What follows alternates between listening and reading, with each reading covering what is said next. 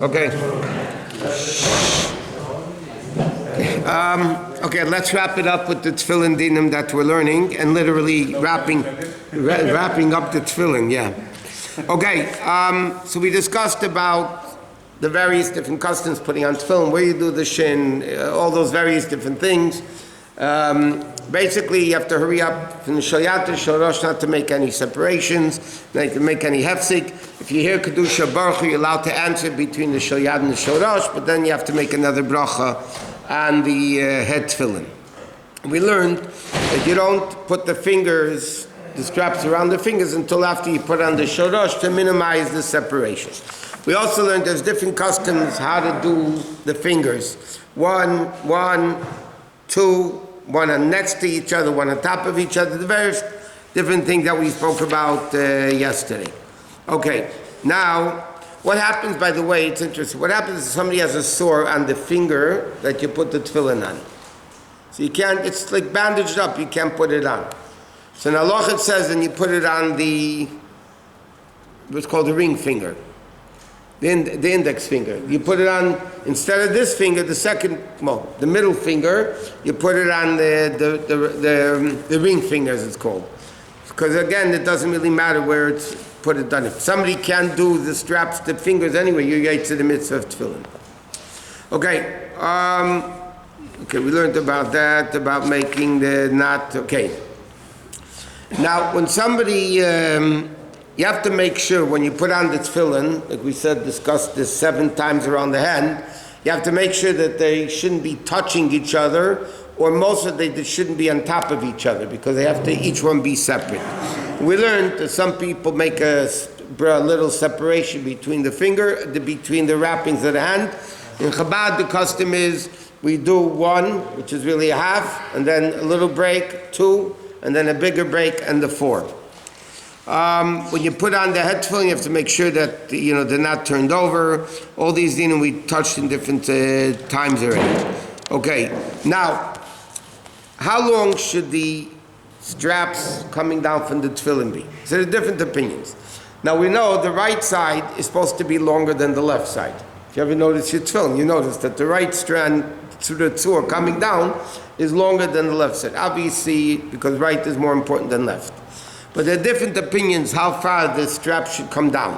One opinion says until the belly. One opinion says the right to the belly, the left to the breast area, which is much shorter. Some people say the right should go down to the feet, the left should go down to the area of the bris milah, or the various different opinions. Like it says, one opinion says the right to the bris milah area, the left until the belly. Some people say the right until the belly, the left until the chest. But generally speaking, their opinions, and that's what we hold, that they should go down actually longer to the feet. But it's brought down to, if you ever notice, especially by not Chabad, but the other Hasidic communities, they wear garters, right? So when they put on the straps, they pick it up and put it into the gartel. If you ever noticed, they do that a lot. They put it up into the gartel. One of the reasons they do that is we don't want the ritzuas, if they're long, touching the floor. It's disrespectful for the ritzuas, for the straps to touch the floor. So they'll pick it up in the gartel that it shouldn't actually touch the floor. Okay, next.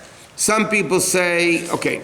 Now, think it's more important that the part that is painted should be outward and non-painted to be attached to the body. Yes, all over, but not the one that comes down. That doesn't matter. Oh, really? That's what it says in the book. Okay, it's so important. No, not the ones that come down. That's what it says in Shulchan Aruch. The ones that go around the hand, you have to make sure that the shiny part is out. The one that goes around the head, this part doesn't matter. That's what it says in Shulchan Aruch. Now, some people have a custom when they put on tefillin. So if they don't put on Rabbeinu Tam's tefillin, they say the 2 parshas, Kaddish Kol Bachor and V'hoya Kviyacha before davening. Those that put on Rabbeinu Tam's tefillin, so then they say it after davening in Rabbeinu Tam's tefillin. Now there's an interesting shayla what happens. They say it has to happen to a person at least once a lifetime. A lot of times people daven And after davening, they realized they were wearing Rabbeinu Tam's tefillin. By mistake, they made a bracha on Rabbeinu Tam's tefillin, and they davened the whole davening Rabbeinu Tam's tefillin. So now what you do? So there's really a machlekes minchas halacha with the Divrei Chaim that Tzanzer, but the minig is that if you didn't talk between the two, you realized your mistake, you didn't talk anything not pertaining to tefillin, then you don't make a bracha when you put on Rashis. So let's say you finished davening already. Now you want to put on Rabbeinu Tam's tefillin. You realize that you just wore Rabbeinu Tam's tefillin, and now you're going to put on Rashi's tefillin, which you have to put on. So if you talked not pertaining to tefillin, then you make a bracha on the Rashi's tefillin. If you didn't talk, then you don't make a bracha on the Rashi's tefillin. But what do you do in the Rashi's tefillin then? You say the 3 parshas of Shema, and the 2, Kashli Kobcha. What you would do in Rabbeinu Tam's tefillin, you do now in the Rashi's tefillin, because you just mixed it up. But it says in Sfarim, they say, I never saw it, but they say, that once in a lifetime, inevitably somebody will make a bracha on Rabbeinu Tam's tefillin, just to have it accomplished once. Okay, now, there's a different, normally in halacha it says like this: if you touch parts of your body that are normally covered, you need to wash your hands. Okay, so let's say parts of the foot, a normal situation, if you touch the skin up on top of the elbow, this part which is normally covered, so you have to wash your hands. Let's say in the middle of davening, you touch that part of davening with tefillin on. So then you would have to go wash your hands before you continue davening. Somebody scratches their head, okay, because they're touching now the scalp, which is covered by the hair.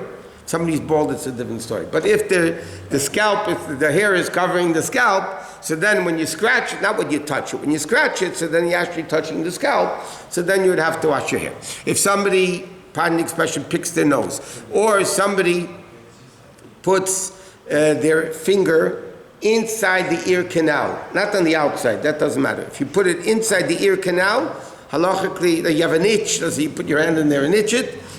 Before you continue davening, you have to go wash your hands.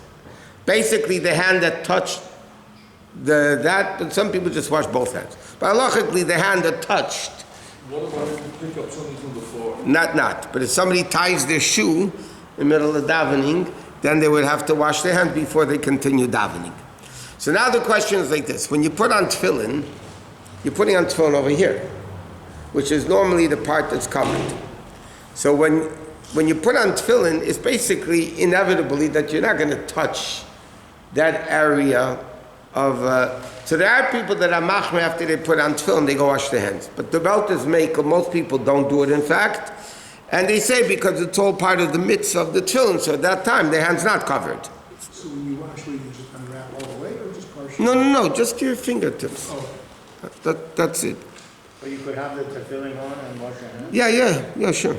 If somebody, you don't want to wash the straps that are on your fingers because you're going to ruin the tefillin. Yeah. People have to be very careful with tefillin, by the way. People sometimes leave tefillin in the car, in the trunk, and when it gets hot, the car is even hotter, as everybody knows, God forbid all the accidents that happen with kids dying from heat in the car. So, perhaps if you speak to any sefer, they'll tell you, if you leave tefillin in the car and it's hot, the heat will melt the writing of the tefillin sometimes. So you can end up with not kosher tefillin. So people, or cold. I'm saying, if it's not California cold. But if you put tefillin in New York, I'm saying in a car in Chicago, New York, or Montreal, those places, the cold can also make the writing come off from the parchment. So you have to be very, very careful with tefillin where you leave it. You have to make sure tefillin shouldn't get wet. I'll tell you another example. Somebody, let's say, takes a shower, or goes to mikveh, and right away their hair is still wet, they put on tefillin. That's not very beneficial to the tefillin. It's not a halachic issue. So what? You can put tefillin on wet hair. But the bottom line is, you're going to ruin your tefillin. How often should you get them sulfured?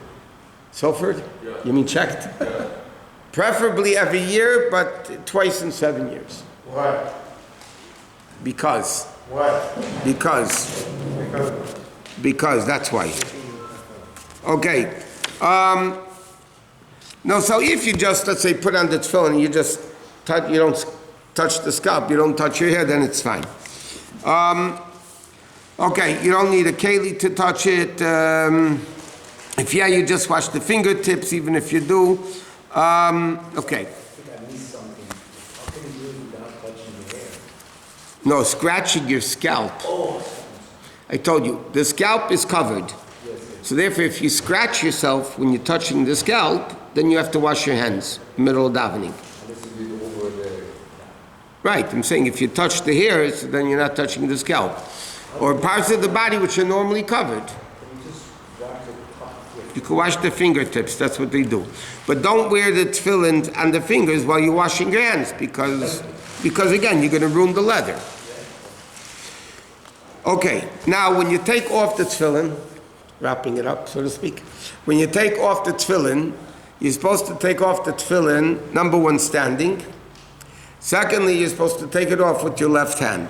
That's the minhag. Now, the reason why we take off the head tefillin first, okay, because the pasuk says, "V'hoyu l'teitafes b'neinechem." It should be for a sign. But the word teitafes is plural. So it says, "V'hoyu l'teitafes" means when it's b'neinecha, it should be two, meaning the shalyad and the shorash. You put on the shalyad first, because in the pasuk it says, "Kshartam la'es hayadecha, v'hoyu l'teitafes b'neinecha." Right? Therefore, even if you took out the shorash first, you can't put it on like we learned at the beginning, because the pasuk says clearly the order is first the shalyad, then the shorash. But the Torah doesn't speak about taking off the tefillin. Nevertheless, the fact that the Torah uses the word teitafes, which is plural, means that you have to take off the head tefillin while the hand tefillin is still on. It's obviously if you're wearing the hand tefillin. But the other day we were discussing if somebody has bandages all over the place, they can't wear hand tefillin, so then they're only wearing head tefillin. So obviously, it's not a question of first to last, it's the only thing you're taking off. Okay, so ideally you take it off with your left hand. Unless if you're a righty, you take it off with the right hand. Why does it have to be? I mean, if you're lefty, you take off with the... Why does it have to be standing up? It's supposed to be standing. It says in Shechonah that never brings it down.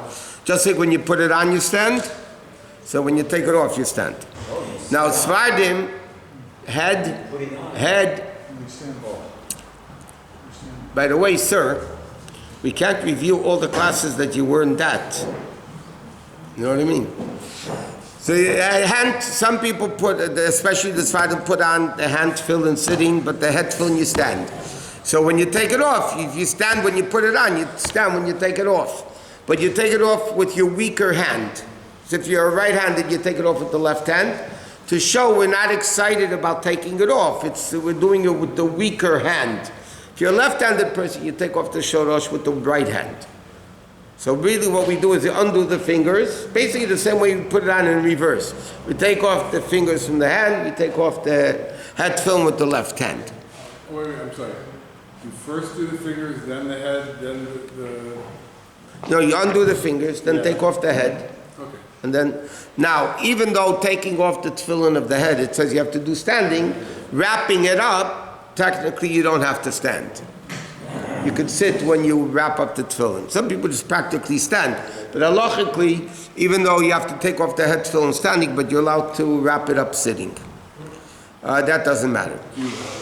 Does it matter, do you wrap the head before you finish taking off the head? No, you don't have to. Does it matter one way or another? No, you don't have to. It says though in halacha that if you put, when you take tefillin off, you shouldn't put it on the table without the covering. You know, it's called the shadel in Yiddish. Why? First of all, it's disrespectful to leave open tefillin on the table like that. Secondly, if by mistake they fall on the floor, then you're going to have to fast. If they're in the box, then you don't have to fast. Or give tzedakah, whatever, if it falls like that. Okay. Machet shinas na meisem mechem bevamayim kim shul agal teir chon gashemet. Dort gebor gesagt